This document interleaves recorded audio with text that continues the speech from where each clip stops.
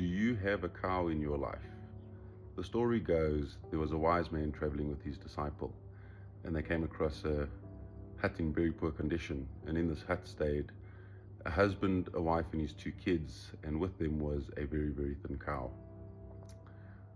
As little as this family had, they welcomed this traveling pair with open arms. And during the course of having something to eat, the wise man asked, "How do you guys get by with so little?" And the wife replied, "We have this cow, and from this cow we get milk, and we make some cheese, and whatever we have left over, we go to town and we exchange it for what we can."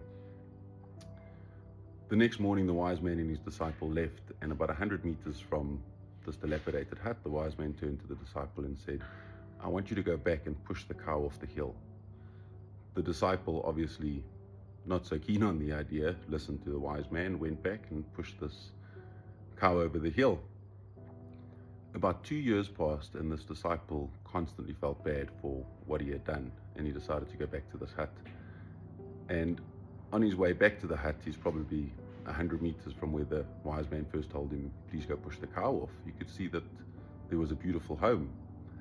And he walked closer and closer, and as he got closer, the lady came out and said, "I'm so happy to see you again." And he was, one, surprised that it was the same family that was there, but they were prosperous.